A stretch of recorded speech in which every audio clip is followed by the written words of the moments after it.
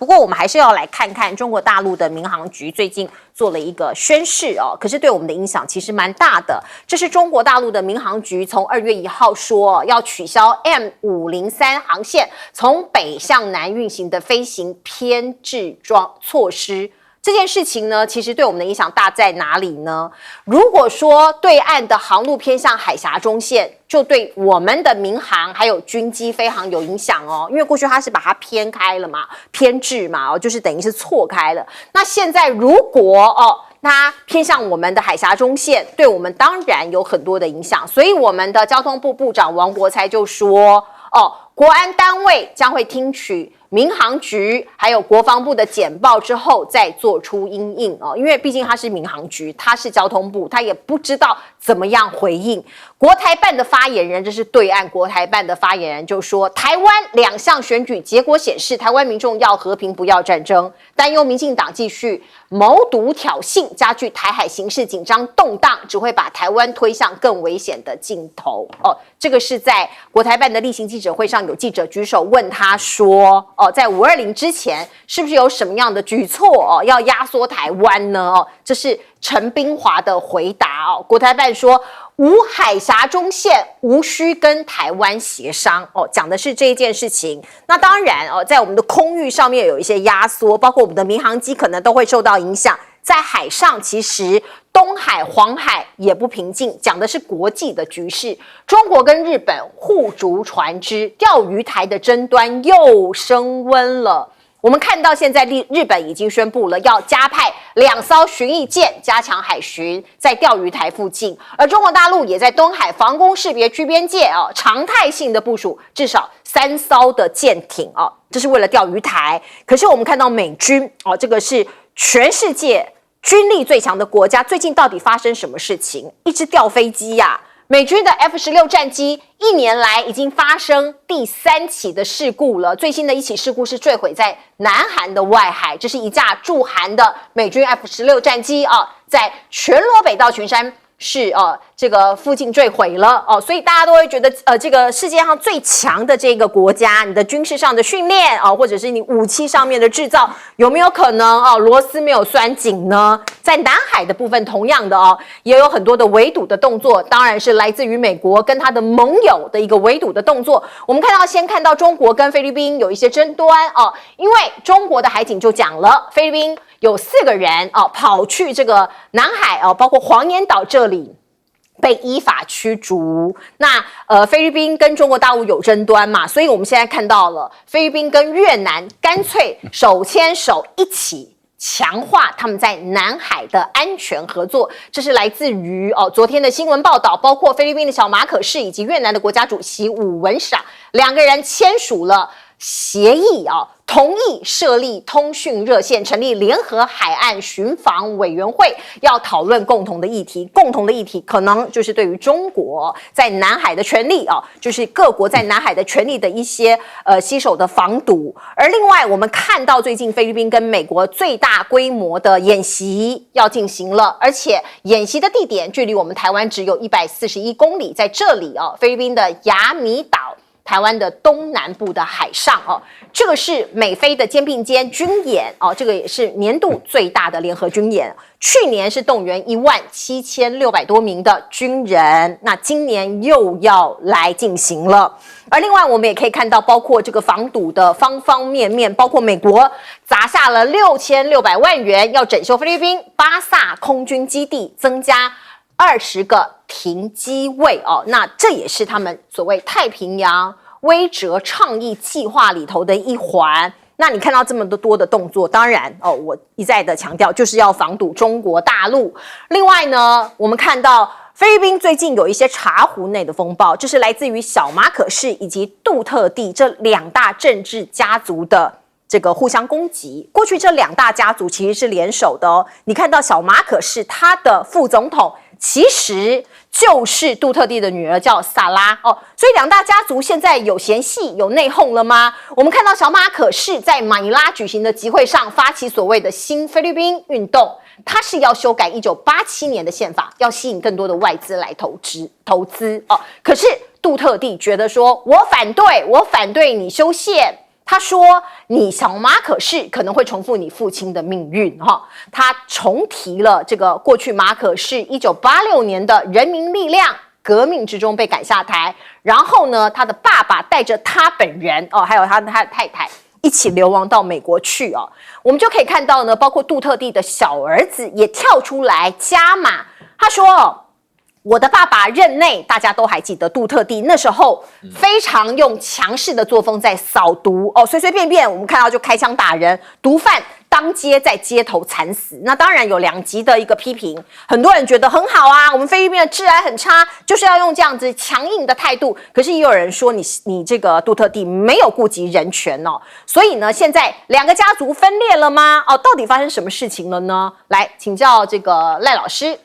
我觉得大陆现在对于民进党主政的台湾尤其是我们在强调是针对民进党，就是过去是蔡英文，未来可能是赖清德。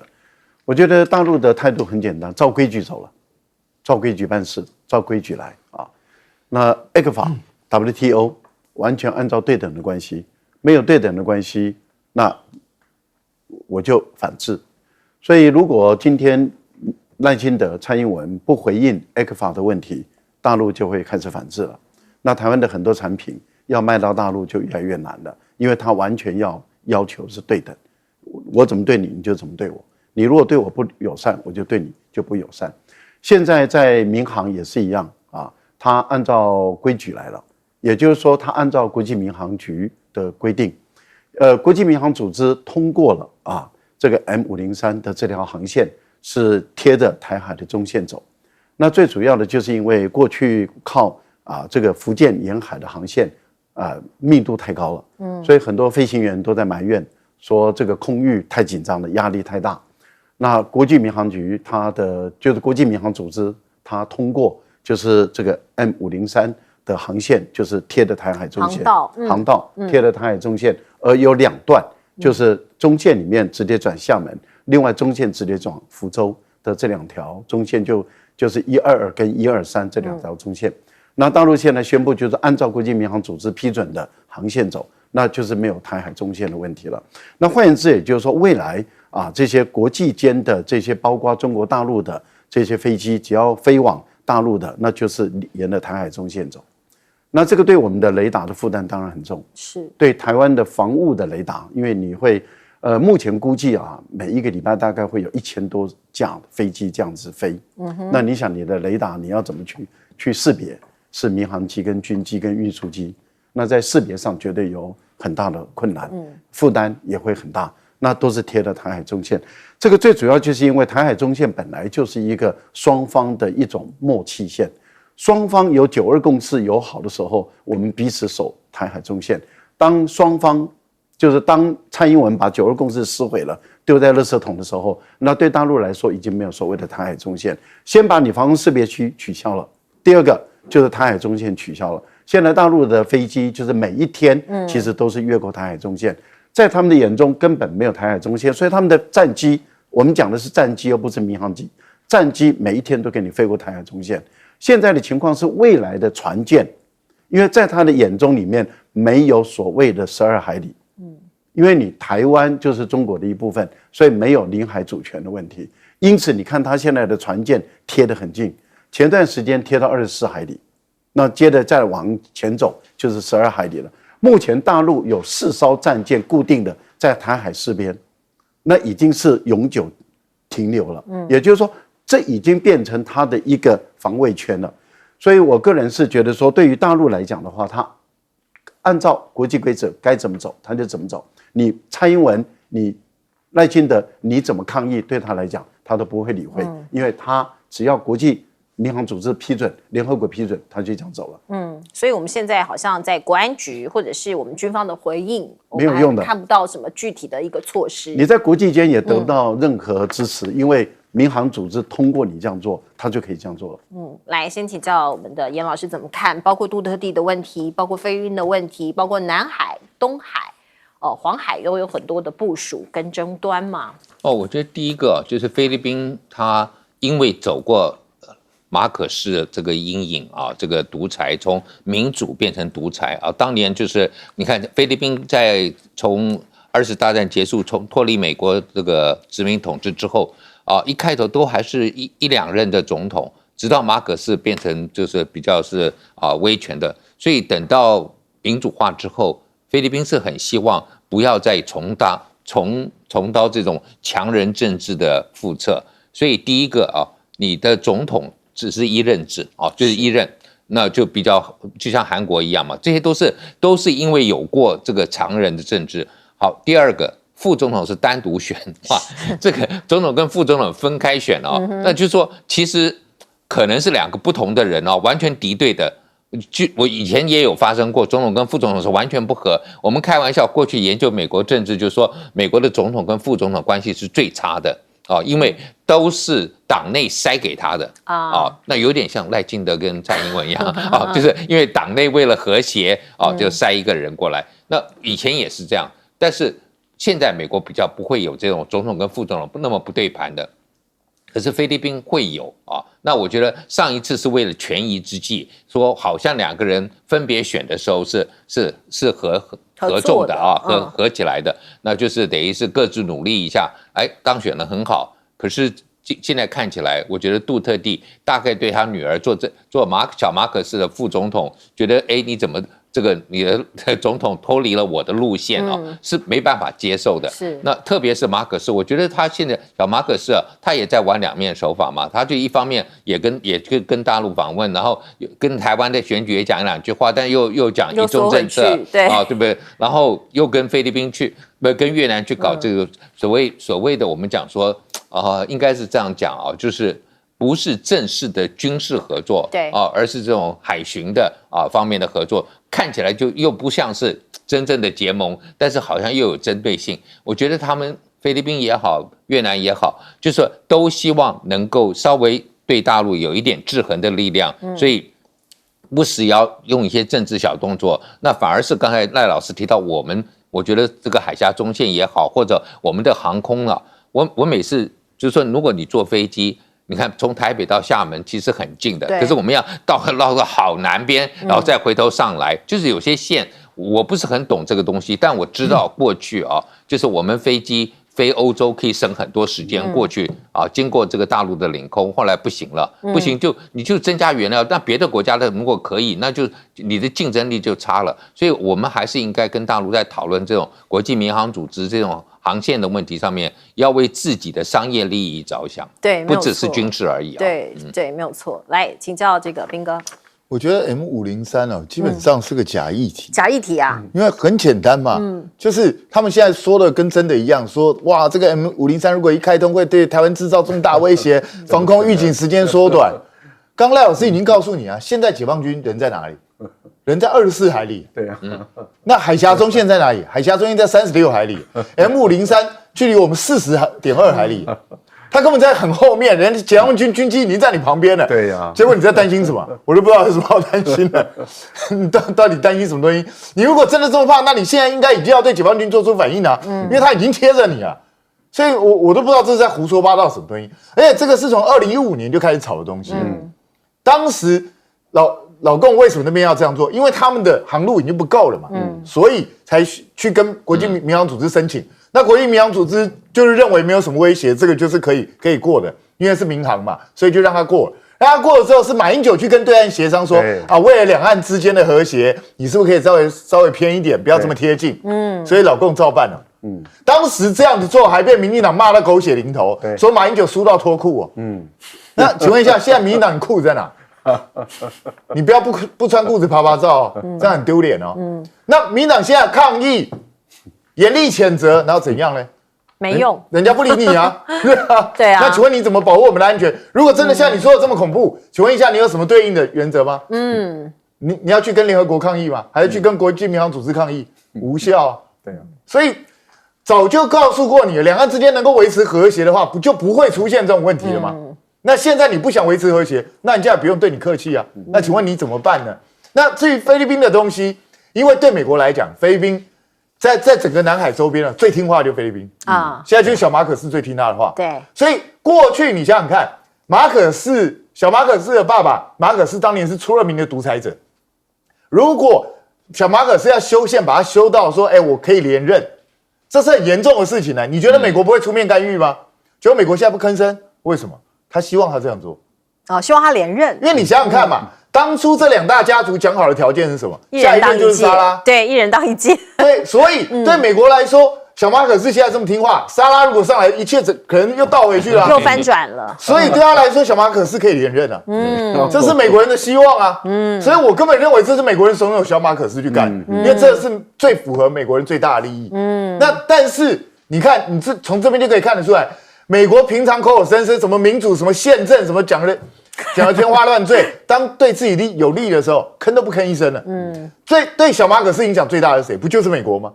那美国在这时候不吭声，你就是司马昭之心了。没有错，这个一切都是为了选举，一切都是为了国家的利益。你说这是对，也是不对哦。台湾的选举现在很多候选人都要结合网红，都要结合艺人，要拉住年轻人的心。美国也不例外啊。观众朋友，今年美国要举行大选了，在年底哦，我们看到拜登哦，他现在的竞选团队说，我可以跟小天后泰勒斯来演唱会同台。上一次的选举2020年的时候，泰勒斯的确是公开挺拜登的因为我们知道好莱坞这些明星本来都是民主党的票那现在呢，拜登竞选团队已经开始跟名人还有社群媒体的明星接触，跟台湾其实很像的那最大的目标就是泰勒斯，因为泰勒斯有2.7亿的粉丝啊小天后嘛我们看到过去2020年的时候，泰勒斯只要在 IG 上面随随便便 po 一个贴文，就有3.5万的选民去登记投票都是年轻人所以跟网红结合这个当然就是这个各个包括美国的这些领导人他的这个 target， 他的这个目标。而另外我们看到拜登现在到了一个进退维谷的一个阶段嘛，内政当然千头万绪，外交呢，你看到包括美军基地在约旦的美军基地不是遭到无人机攻击吗？有3名军人死亡，这件事情对美国人来说是天大的不得了的事情。美军怎么可以死死了3个人那拜登就说我已经决定如何回应了。他说伊朗要负责，而且我已经决定了有一个回应的策略。可是记者又问他说怎么反击，何时反击拜登只说请大家拭目以待现在全世界的媒体，甚至美国的媒体都在看拜登会怎么做。我们观察到的是，目前有6架美军加油机从美国本土飞往欧洲，卫星可以看到中东各美军基地也大规模的集结了。可是我刚刚讲到拜登进退维谷，如果他真的要宣布对伊朗开战，因为他已经点名是伊朗干的嘛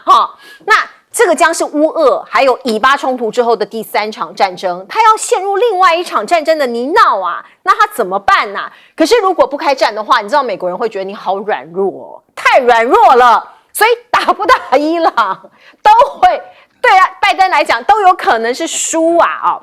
所以他很为难。那另外我们看到美国内战这几个字最近攻占了很多媒体的标题，不管是在台湾、中国大陆对岸也一样美国国内也在报道，讲的是德州，因为大家知道为了反移民法或者是说这个为了非法移民这件事情，共和党主政的德州跟中央跟拜登政府杠上了讲到所谓的这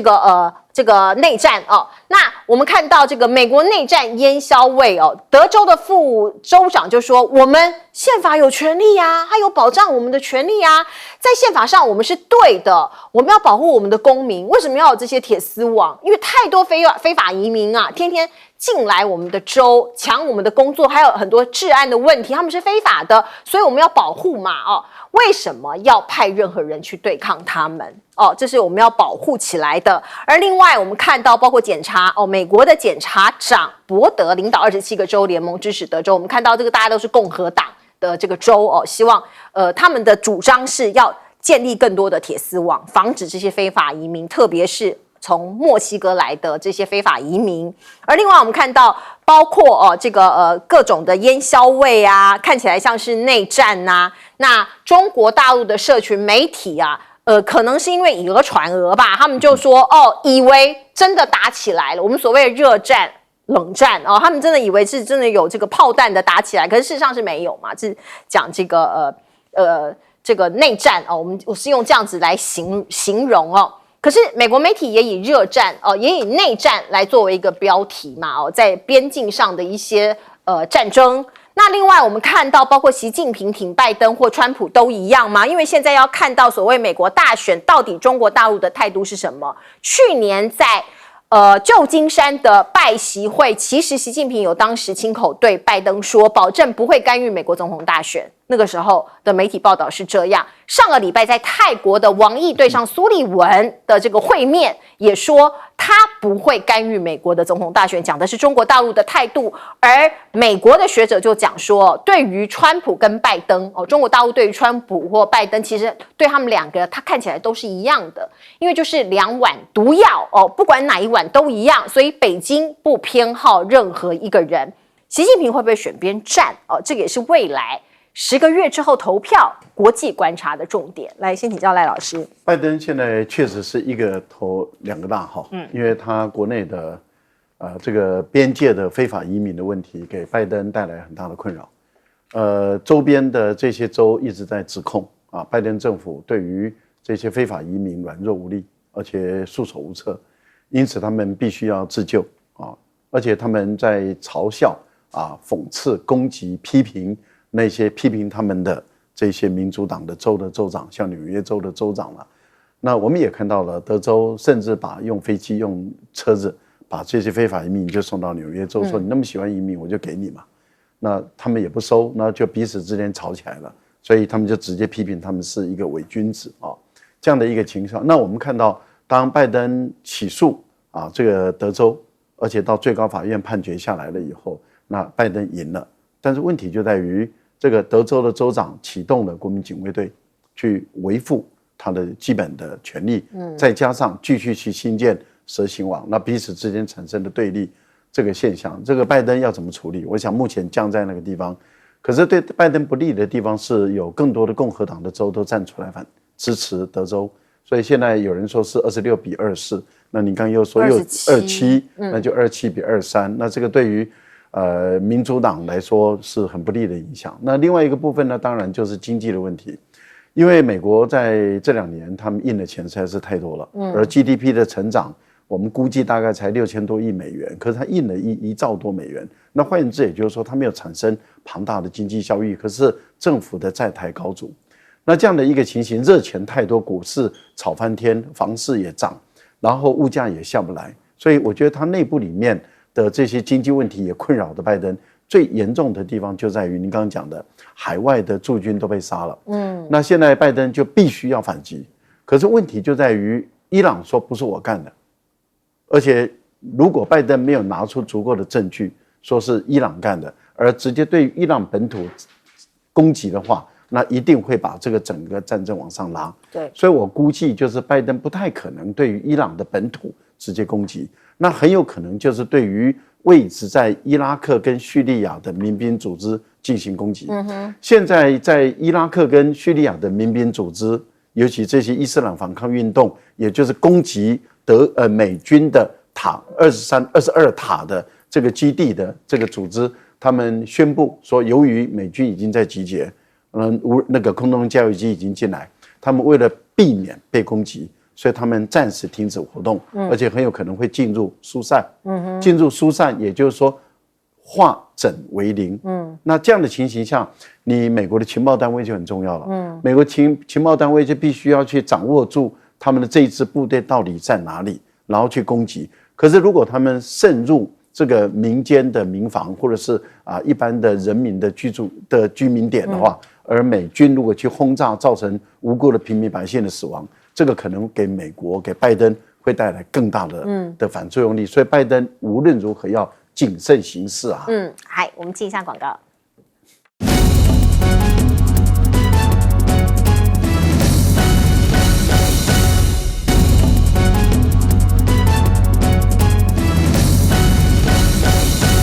好，最近美国德州占尽了新闻的版面，到底什么叫做内战？是真的打起来了吗？来请教老师。我觉得德州跟美国是美国就是本土最大的州。那我刚好在德州读书的时候待过4年，然后我另外在美国另外最大的州阿拉斯加待过8年，这2个州都搞过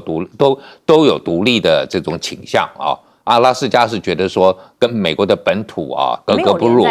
不是格格不入，而且他们很想开发石油，然后环保团体不让他们开发，他觉得就像现在一样，联邦政府限制你，他就想独立了所以当时还有独立党在那个阿拉斯加当选州长的是一个阿拉斯加独立党的。同样在德州，他因为最早是西班牙、法国殖民过，然后呢，后来也曾经就是说被墨西哥统治过，然后再加上他独立了，独立之后，最后又被南方算是南北战争南方，然后最后是美国，所以他一共曾经有六面国旗，所以你去德州，他们有个 Six Flag， 就是6旗的这个游乐场就这样子来的，所以他长期就是一个比较。就是说，认为什么东西就是 outsize， 就是我最大嘛，比什么国家都大，他的牛排也大，什么都大那所以他这个很强烈的这样的一个心态，所以他不愿意接受联邦政府。那美国的这个南方常常会有一个，我们不是讨厌联邦或者我们不喜欢怎么制度，而是说你不遵守了联邦制。联邦制就是地方有地方的特性，那你这样，我们今天要处理我们边界的问题，当然边界应该是联邦政府来处理，可州政府也觉得说你的政策威胁到我的安全，所以说我要自己来下手这个是我觉得当然不会有太严重，可是你也可以看出美国这个红州跟蓝州这种对立的情况有多严重。那反而是我看那个苏立文呢，我是跟王毅这个见面之后，我是有点惊讶，他就等于是他会自己去找一些场合来谈他的这个成就。他你看回来了已经讲了4次了就是不同接受访问，他就说我们谈得很好。感觉上面真的是就是说美国好像在这个就是从气球事件之后，慢慢不断的大陆也在示好以后，那美国真的是加了把劲那现在看起来，就他们特别提到，就是你用的那个话，不是说好像很外交辞令的，而是真正有些进展。那我觉得这个可能是就是拜登政府在2大强权之间缓冲，慢慢这个关系缓和之后，确实有一些让这个中方感觉上面好像美国也释出了很多的善意，特别我觉得是谈话，因为这种谈话很多时候是可以讲得很随随便便讲完就算了，可是我觉得苏立文讲的好像蛮认真的。是，来我们进一下广告。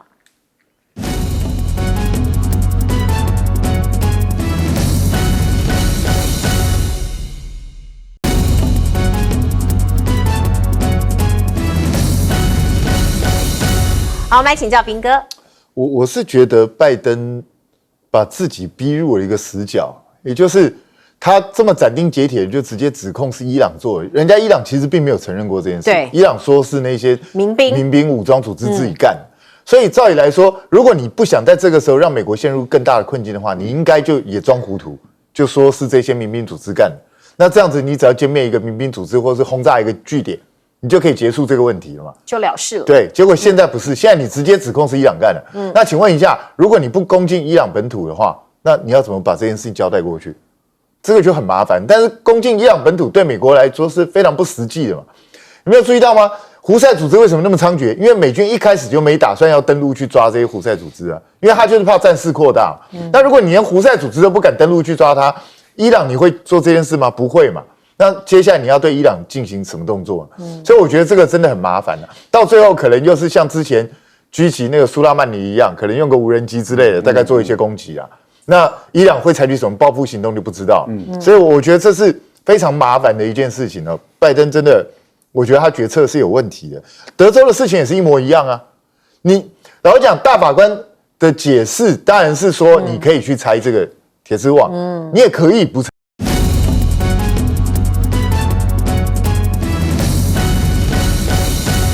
好，欢迎您回到新闻大白话的节目现场，我是钱子，介绍这1个小时的来宾。首先是国际政治专家赖岳谦老师，主持人好，观众朋友大家好。资深媒体人谢寒冰，主持人好，大家好。政大国关中心兼任研究员严正声教授，主持人好，各位观众大家好。好，观众朋友，我们来关心我们国内的政治局势哦。明天会有一个大大的一个大戏哦，这样形容好了，就是立法院的正副院长要选举了。我们看到今天早上柯文哲已经说了，下令8个不分区的这个立法委员一定要亮票，而且派黄珊珊占国会龙头。如果第一轮有人如果他们当选，他就不推派副院长，所以他没有公布副院长的候选人。那另外我们看到有人就问了，怎么可能你8个人会当选呢？不一定哦。如果有其他党的人把票都灌给这个黄珊珊的话，黄珊珊也有可能会当选立法院的院长。柯文哲讲了，白委要亮票，跑票立委只能当1天。如果谁跑票就开除你的党籍，你就同时失去了立法委员的资格。而另外呢，我们看到这是不是变相保送韩国瑜呢？柯文哲、黄国昌这样说，怎么说呢？柯文哲的说法是，民众党作为台湾的第3势力，不想当小蓝，也不想当小绿所以抛出这样子的一个结论。如何因应是你2党要思考的，特别是民进党高层。黄国昌讲说，民进党你要停止情绪勒索。如果民进党心中还有人民，你就应该把票投给黄珊珊。如果民进党51票都投给黄珊珊，那黄珊珊这个小党民众党就会出现立法院院长了。黄珊珊的说法是说，了解这样的选择两面都不讨好，来自2大党的攻击跟分化将会发动核爆级的攻击看到政治上的尔虞我诈民进党是铺天盖地的骂民众党。他说这个民众党每一天都有一种版本不断的刷存在感这种戏码会玩到让民众反感。林俊宪也讲了说你就是要保送韩国瑜，甚至前立委谢欣妮讲得更直白了，在他的脸书上直接用 TMD 大家知道这是什么意思，我就不赘述了就是要支持韩国瑜。他在谴责民众党我们看到来自于民进党的朋友大概都是这样的论述郑运鹏讲了，民众党只是假道学的标签，白银你要想清楚是否保送韩国瑜王定宇也讲了，他说我们游锡堃跟你们韩国瑜的社会评价很清楚，有多清楚？我们看看你认为柯建铭、游锡堃的形象有非常好吗？恐怕是每一个人的标准不一样。老柯在台湾人民的心中的形象可能大家也有定见。我们看到包括网络上不断传出这一张卡通图这是他 copy 至这个民众党跟国民党在拜会的那一天，韩国瑜跟黄国昌拥抱的那一瞬间所以极尽这个挖苦恶搞之能事。而另外我们看到郑丽文他解析韩国瑜罕见的特质，他说韩国瑜其实很适合来当立院的龙头，因为他的身段很柔软，又不像有求于人。他说韩国瑜有台面上政治人物很少看到的人格特质，蓝营内有同样政治身段跟口才的只有吴伯雄，即使对方有再深的仇恨，也很难对他不礼貌，而且身段柔软，又不像是有求于人。你看到其实他跟黄国昌算是有仇如果真的要计较，真的是有仇2019年当时他要选总统的时候，黄国昌在媒体上指控韩国瑜的岳父他们家那块地如何底下有什么样的这个糟糕的事情，不是去开挖了吗？还记得吗？如果说真的要有仇，他跟黄国昌是有仇的，可是他可以主动提出来要拥抱。而另外呢，我们再来看看绿营是不是杀红了眼包括你看到游锡堃他私人独憔悴，怎么讲呢？党内其实对他开骂了，因为游锡堃前一天讲说我挺单一招委，这是民众党丢出来的议题，结果党内一片挞伐还有包括一些名嘴讲得更难听王瑞德讲说你是老糊涂还是没出息没院长当就活不下去了吗？让游锡堃离开立法院，让真正有战力的王义川来。周玉蔻继上一次在广播节目里头不断的跳针，两个人针锋相对之外他又讲了说你游锡堃这是投名状吗？没出息，丢脸！哇，话讲得非常重过去被尊为水牛伯说他对民主有贡献，现在都烟消云散了我们看到周玉蔻、王瑞德逼宫游锡堃要让位给王义川，而你看到黄阳明也是媒体人，他讲说游锡堃人缘不好，但是受到赖清德信任。为了让王义川当立委，绿营部分人士逼宫游锡堃，让他没有办法再当立法院院长，连立委都当不成。游锡堃现在四面楚歌，还拿民众党的论述打自己的党，这是大忌哦。连黄阳明都这个算是对这个水牛伯哦，来在这个鞭打一番哦。我们来看看呢，这个水牛伯怎么会落下今天这样子的一个境地呢？他是正国会的精神领袖哦，照理说你应该对他尊敬一点，而且他年纪也大了哦。你看党内这些他的子弟兵，这些都是正国会的成员，没有一个人出来帮水牛伯讲话哎。为什么？因为陈亭妃他现在要选台南市市长，他如果讲了，会不会变高嘉瑜啊？林右昌他也想选台北市市长。他如果讲了，会不会也变高嘉瑜啊？林佳龙外传他想当阁揆，他如果讲了，是不是也会变高嘉瑜？王义川不说话就是不说话，因为他有机会进入立法院，他干嘛讲话呢？所以看到这个游锡堃的下场，很多人都觉得摇摇头。来请教韩彬哥。其实民众党今天会说投自己是不意外啊。之前大家在分析的时候，早就想到他们应该是会走这一条路，因为这条路就是不会被归为小蓝，也不会被归为小绿。那看起来民众党好像是走自己的路。那你要认为他是两边都得罪，还是两边都不得罪，其实就看你怎么去解读。那民众党会这样走，其实不令人意外。但民众党这样走，就代表结局已定吗？其实我个人觉得未必。因为现在民进党讲的一副好像就是他们还是要去支持游锡堃跟蔡其昌，可是你不觉得很奇怪吗？你们自己要支持人，结果你们整个党在骂他，不是很奇怪的一件事，有点莫名其妙。那实际上现在就变成一个很吊诡的情况就出现了，就是如果民进党投游锡堃，就等于保送韩国瑜，不就等于是这样吗？这当然前提是国民党自己不要有人跑票。对，那现在就变成民众党把这个球丢去给民进党，看你民进党自己觉得要不要让韩国瑜上。因为之前不管柯建铭也好，王定宇也好，这些人都把韩国瑜讲得非常非常的不堪。那现在就变成说，如果韩国瑜上的话，因为民进党51票嘛，民众党只有8票，那韩国瑜如果能上的话，那是你握有最多票数的民进党你害的哦，就变这样哦。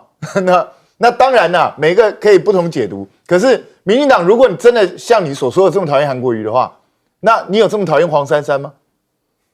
可能更讨厌韩国瑜一点。对啊，那你应该去支持黄珊珊啊。所以我觉得黄国昌讲的没错哦，你们应该去支持黄珊珊啊。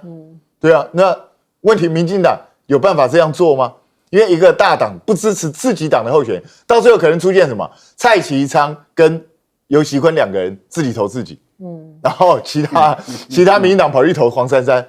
你知道这会发生什么事吗？这样黄珊珊还是会当选啊？对啊，黄珊珊会赢啊，对啊，一样会赢啊。所以我觉得这个非常有趣啊，就看明天到底会不会出现这样的状况，民进党自己可以去思考看看。那我觉得他们一直在去讲韩国瑜、傅崐萁怎么样，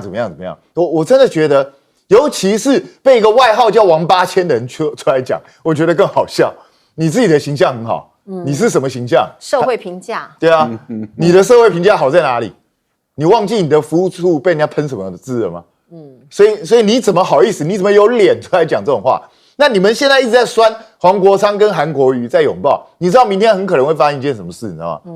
就是明天如果真的是韩国瑜当立法院长，要最资深的立委，也就是柯建铭负责颁奖给韩国瑜。那要不要拥抱？我是建议，如果真的出现这个状况，韩国瑜就去抱他。对，你看他怎么办？你看他要不要闪？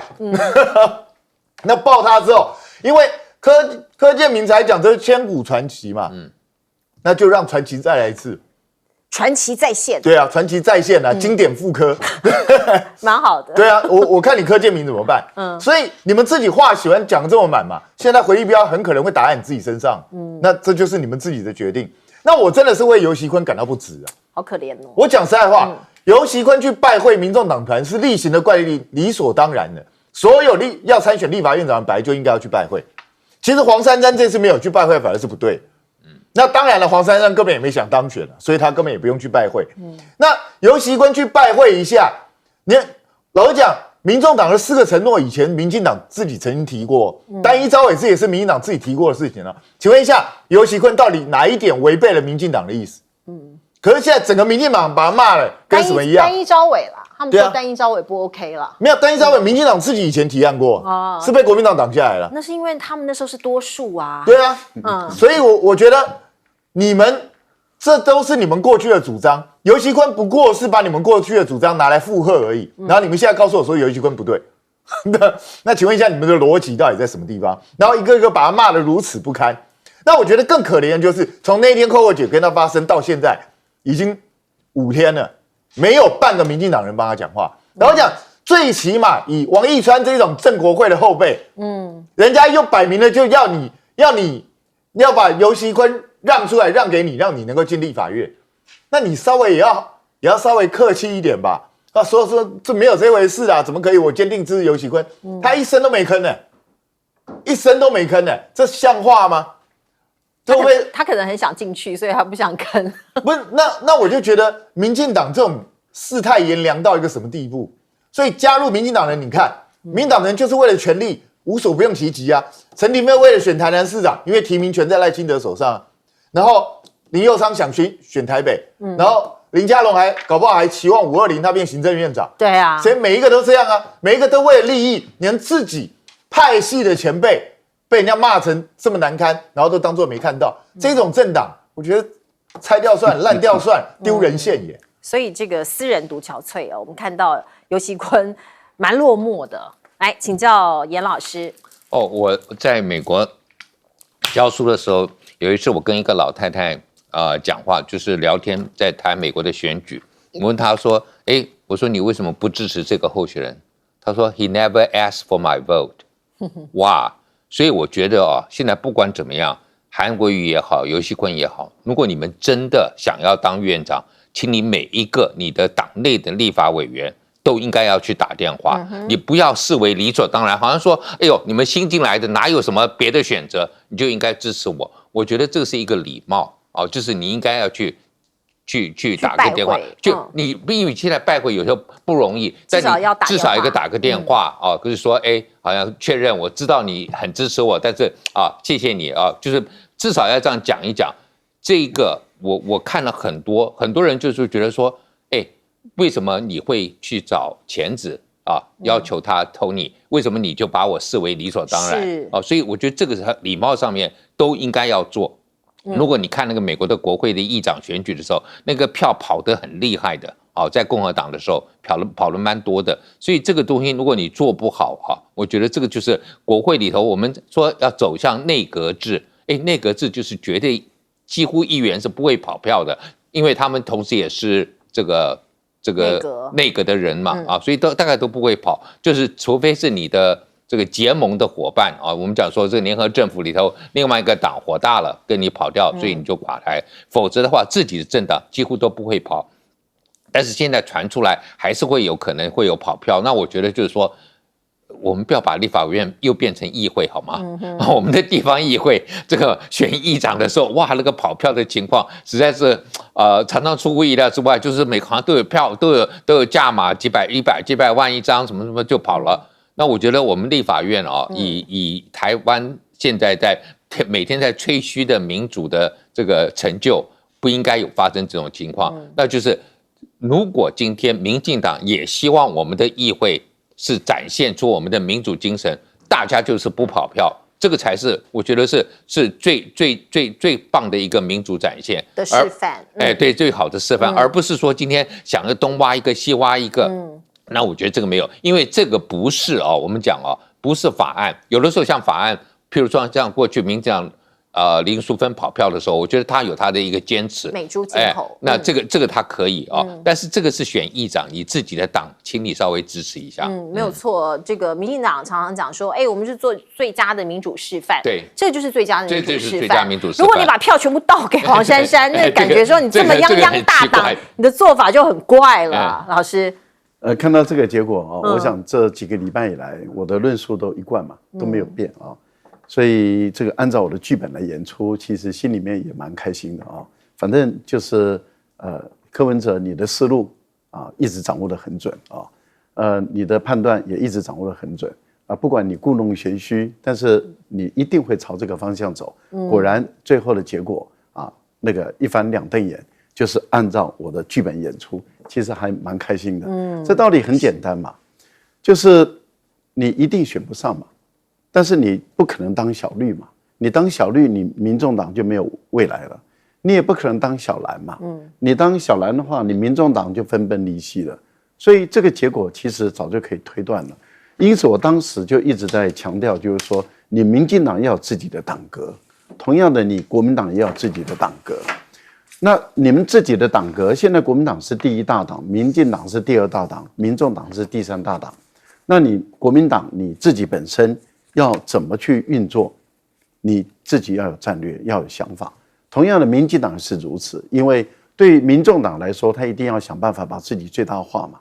而且对民众党来说，他的企图心更强烈的是9合1选举的议员，因为他必须要在基层扎根，所以他这2年内他一定要独树一帜，而且呢，他的形象、他的 image， 就是他的那种刻板印象，要把它打上去的一定要很明确，这样的情形才有可能巩固、聚牢他现在的200-300万，就是2000多的支持者，然后再往外扩大。好，那在这样的情形下，其实坦白说，他如果民众党一直扩大的话，其实也会边陲化，因为它会凸显出国民党跟民进党的老化。因为老化的政党是每隔一次的选举，它就不利于一次，而年轻化的政党是每隔1年。它就增加1分的力量，甚至增加2分的力量。为什么？因为现在的中学生再过4年又有投票权了。是。然后呢，我们这些上年纪人，可能我们就慢慢的不会去投票了，因为我们也可能不在人世间了，等等的这样的一个情形。好，那我讲这道理其实是很明白的。所以你国民党也好，民进党也好，自己本身要懂得自己要做什么。现在的情况是这样，现在情况结果大概笃定了。也就是第1轮都不会通过，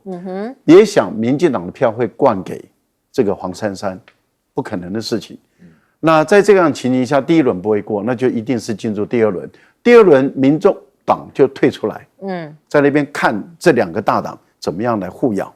这2个大党怎么来互咬？其实他们最想要看的是谁呢？看的是国民党的好戏。为什么？因为你看到今天为止没有听到民众党说你要亮票，我要记党纪处分。可是我们现在听到的都是国民党说你要给我亮票，你不能够跑票，你不能投错票，你不能够借故不来投票等等。你如果怎么样，我要记党纪处分。坦白说，当你讲越多的时候，你的脸丢得越大。因为大家会知道说，哦，原来这个国民党是如此的不可靠，如此的不可信，这个党内的这种氛围是如此的诡异，所以很多人可能会成为我们孙中山当初骂我们的国会猪仔议员。